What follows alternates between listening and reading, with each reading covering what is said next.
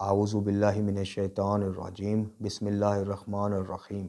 الحمدللہ رب العالمین وصلی اللہ علی محمد وعلی آلہ طیبین و طاہرین المعصومین ولعنت اللہ علی اعداء مجمعین اللہم صلی علی محمد وآل محمد وعجل فرجہم۔ ہمارے ہیں کہ تیری طرف ہدایت کرنے والوں میں ہمیں قرار دے، یعنی آل محمد کو جو تجھ سے ابد کو معبود سے ملانے کا جو وسیلہ ہوں، جو ڈیوٹیاں ان کی اصل کہ اللہ کی معرفت کی پہچان کروانا، رب کے احکام کی پہچان کروانا، بندوں کو ایک پل کا کام دے کے بندوں کو ان کے خالق حقیقی سے ملوانا، یہ ہے امام کا کام بعد از نبی خدا صلی اللہ علیہ وسلم۔ یہ امام کا کام۔ امام اس لیے نہیں آتے کہ لوگ ان سے رزق مانگنا شروع کر دیں، یا اللہ تعالیٰ نے ان کو فضیلتیں اس لیے تھوڑی دی ہیں کہ آپ اللہ کو اسکپ کر دیں، بیچ میں سے اللہ کو نکال دیں معاذ اللہ، اور انہی سے رزق اولاد اور ہر چیز مانگی جائیں، شفا مانگتے جائیں، زندگیاں موتوں کے فیصلے انہی پہ کھاتے۔ ان کے صدقے سے مانگو بھائی، کس نے منع کیا ہے؟ ان کے وسیلہ دیں، ان سے بھی مخاطب ہوں تو ان سے مخاطب اسی طرح ہو۔ یہ صحیفہ کاملہ پڑھ کے کریں، مخاطب امام سجاد کو درود پہنچتا ہے، ان کو اللہ کی جنتوں میں تو ہماری دعائیہ کلمات یا ہماری سفارش یا شفاعت کی وہ کیوں نہیں پہنچتی؟ پہنچائیں، مخاطب کریں امام سجاد علیہ السلام کو کہ اللہ کے حضور ہمیں گناہوں سے جناب جو ہمارے گناہ ان کی معافی لے دیجئے، ہدایت میں اضافہ فرما دیجئے، دینی اور دنیاوی جائز حاجات کو پورا کروا دیجئے۔ کس نے کہا کہ یہ نہیں ہم کہہ سکتے؟ لیکن خدا کے بندو، جس اللہ کی طرف وہ کہہ رہے ہیں کہ ہمیں ہدایت کرنے والوں میں قرار دے، اللہ سے ملوانے، جس اللہ کا تعارف کروانے آئے، جس اللہ کو آپ کے سامنے اس کی معرفت کو بیان کرنے آئے، وہ خدا کے بندو اسی اللہ کو سکپ کر کے انہی تک ٹھہر جانا، یہ تو کسی اچھے استاد یا کسی اچھے دوست کا یہ کام ہے؟ مجھے بتائیں کہ ایک نیک دوست ہو آپ کے بچوں کا، آپ کے بچے کا، بیٹے کا، بہت ہی نیک ہو، ایسی نیکی کو آپ کیا کریں گے کہ وہ ان کو حقوق والدین ہی فراموش کروا دے اور سارا زور ہی اپنی دوستی پر لگا دے کہ میری دوستی کی وجہ سے یہ ہے، نہیں، وہ اچھا دوست کبھی نہیں کھلوائے گا۔ وہ ماں باپ بچے کے اعتراض نہیں کریں گے کہ بدبخت تو نے اس کو اپنی طرف ہی روک لیا، وہ ہمارا گستاخ تھا یا ہمارا کہنا نہیں تھا مانتا، اس کو تھوڑا سا اس طرف بھی متوجہ کرنا تھا، ہمارا مقام تو اس کو بتاتا۔ تو ایک اچھا پیر و مرشد وہی ہوتا ہے جو اپنے ماننے والوں کو، اچھا امام، اچھا پیر، اچھا مرشد، اور الحمدللہ 14 مرشد ہمارے جی، اور 14 کے 14 الحمدللہ ایسی خالص توحید رکھنے والے کہ جو کسی بھی جگہ کسی ضعیف اور گڑی ہوئی چیز میں بھی آپ کو چیز نہیں ملے گی کہ انہوں نے ہمیں اپنے تک روکنے کا کہا، آگے ہم جانے تو اللہ جانے، تم جانو تو ہم جانے۔ یہ فلسفہ ہی غلط ہے، باطل ہے، یہ نظریہ، یہ عقیدہ ہی باطل۔ جہاں بھی امام آئیں گے آپ کو اللہ کی معرفت کرانے، آپ کو اللہ کے عذاب سے ڈرا، بعد از نبی خدا۔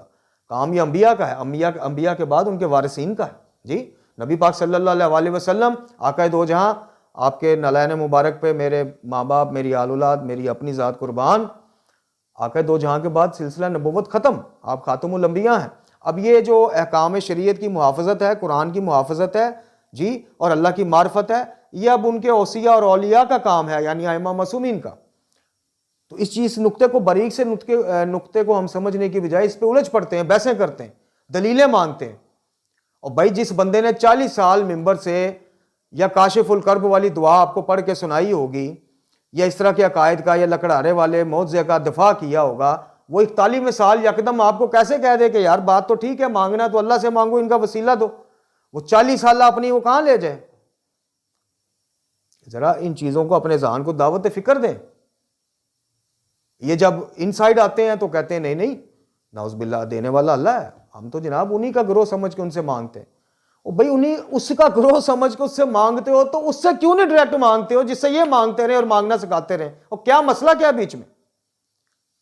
ادھر کون سا فری ڈائلنگ ہے کہ ادھر امام کو فری کال لگ جانی ہے تو ادھر جناب آپ کو ایس ٹی ڈی پڑ جانی ہے، اخراجات پڑ جانے؟ اور امام بے وقوف ہو، ہمیں سمجھانے یہ آئے تھے کہ وہ ہمارا رب ہے۔ توحید صرف یہ تھوڑی ہے، توحید ہے کہ ہر چیز میں اس کا کوئی ثانی نہیں ہے، اس کا کوئی شریک نہیں ہے، صفات ہو، عبادات ہو، ذاتیات، کچھ بھی ہو، جو اس کا پروٹوکول ہے وہ کبھی غلطی سے بھی خبردار کسی بندے کو کسی اس کے خالص شبد کو بھی نہ دے دینا، یہ توحید ہے۔ اس میں کہاں آپ وہابی ہو جائیں گے؟ وہابی بیچارے، میں کہتا ہوں کہ ہر مکتبہ فکر میں اچھے برے لوگ ہیں، اب مکتبہ اہل حدیث بیچارہ اگر توحید کے عنوان سے پہچانا جاتا ہے تو یار اس کو آپ نے جرم بنا دیا۔ ٹھیک ہے ان کی توحید میں وسیلہ نہیں اور ان کی توحید میں ائمہ معصومین کی شفاعت اور ولایت شامل نہیں ہے، ٹھیک ہے، وہ اختلاف اپنی جگہ ہے، لیکن یہ کہاں کا انصاف ہے کہ جو توحید کی بات کرے اس کو اٹھ کے کہو تم وہابی ہو گئے؟ اللہ سے ڈریں، اور یہیں ڈر جائیں تو بہتر ہے۔ ہدایت کرنے والوں میں قرار دے اور جو تیری طرف ہدایت کرتے ہیں اور اپنے ان خاص بندوں میں قرار دے جو تیرے نزدیک خاص ترین بندے ہیں۔ اے رحم کرنے والوں میں سب سے زیادہ رحم کرنے والے، رحم عطا فرما۔ یہ تھی جناب امام سجاد علیہ الصلوۃ والسلام، سید الساجدین، زین العابدین، امام علی ابن الحسین علیہ الصلوۃ والسلام کی وہ خوبصورت اور مبنی بر توحید اور توحید کی بہار کی طرف متوجہ کرتی وہ دعا کہ جو آپ نے اپنے لیے اور اپنی ولایت رکھنے والوں کے لیے پڑھتے تھے۔ اب یہ دیکھیں اس دعا کا عنوان کیا ہے کہ یہ وہ دعا ہے جو امام اپنے لیے اور اپنی ولایت رکھنے والوں کے، یعنی اپنے ماننے والوں کے لیے۔ تو یہ پھر اپنے ماننے والوں کے لیے تربیت نہیں ہوگی بھئی۔ ایک چیز میں کہتا ہوں کہ یہ میں جناب دعا پڑھ رہا ہوں اپنے لیے اور اپنے اہل خانہ کے لیے، تو اب اس میں باطنی مطلب کہاں سے کوئی بعد میں گھسا لے گا بھئی؟ ایک چیز میں واضح کہہ رہا ہوں کہ یہ میرے لیے اور میری ولایت رکھنے، یعنی میری ولایت رکھنے والوں کے لیے تربیت گاہ ہے، بہترین تربیت گاہ امام کے اس کے حساب سے۔ تو پھر اس میں جناب تشریحات نکال لینا، اس میں وہ آصف بن برخیہ کو بیچ میں گھسیٹ کے لے آنا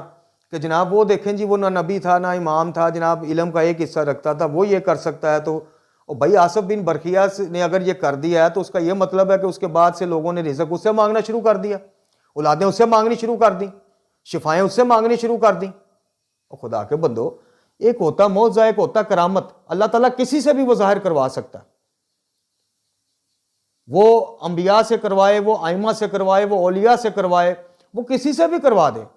یہ اللہ کی فعل خدا ہے۔ تو خدا کے بندو، اس طرح کی مثالیں لے کے توحید پر حملہ آور ہونے والوں کا گریبان پکڑ کے ان سے پوچھو کہ ہمیں صحیفہ سجادیہ کا یہاں کو متبادل دو، باطنی مطالب پر مبنی کتاب، یا پھر اس کی وضاحت کرو۔ یہ پوچھیں جو بندہ 1,00,000 1,50,000 2,00,000 5,00,000 روپے لے کے آپ کے گھر مجلس پڑھنے آتا ہے امام بارگاہ میں، اسے کہیں کہ ہمیں صحیفہ سجادیہ سمجھا کے جاؤ، اور اپنے اپنے قائد قرآن نہج البلاغہ صحیفہ کاملہ کے مطابق ہمیں سمجھا کے جاؤ۔ دو ہی باتیں ہوں گی، یا وہ آپ کو یہ سمجھا دے گا اور مان جائے گا کہ توحید ہی مکتب تشیع کی پہچان ہے، اور یہاں پھر وہ قرآن کو تو خیر ڈرتا، وہ کبھی نہیں کہے گا کہ میں اس سے ہاتھ اٹھاتا ہوں، صحیفہ کاملہ اور نہج البلاغہ سے دستبرداریاں کرتے پھریں گے کہ بھائی ان کی سندیں ثابت نہیں، فلاں ہے تو ٹھیک ہے۔ اللہ تعالیٰ سے دعا ہے کہ ہمیں قرآن و اہل بیت علیہ الصلوۃ والسلام کی تعلیمات روحانیہ پڑھنے، سمجھنے، سب سے بڑھ کے یہ کہ اس پر عمل کرنے کی توفیق عطا فرمائے، ہمارا خاتمہ بالایمان فرمائے۔ اللہ تعالیٰ امام زمان جل اللہ تعالیٰ فرج شریف کے ظہور میں تاجیل فرمائے۔ اللہ تعالیٰ ہمیں آسانیاں دے، آسانیاں بانٹنے کی توفیق عطا فرمائے، اور دنیا جہاں میں جہاں جہاں کلمہ گو محبان اہل بیت مومنین بیمار ہیں، جس جس مرض میں مبتلا ہیں، اللہ تعالیٰ اپنے شافی و کافی ہونے کے صدقہ سے، اس کلام شفا قرآن مجید فرقان حمید کے صدقہ سے، اور یہ جن کی کتاب میں سے دعا پڑھی گئی امام سجاد علیہ الصلوۃ والسلام کی بیماری کے صدقہ سے، ہم سب کو اور سب مریضان کو شفائے کاملہ عاجلہ عطا فرمائے، تمام مرحومین کی بخشش عطا فرمائے، تمام مرحومین کو اپنے جوار رحمت اور قرب معصومین علیہ الصلوۃ والسلام میں جگہ عطا فرمائے۔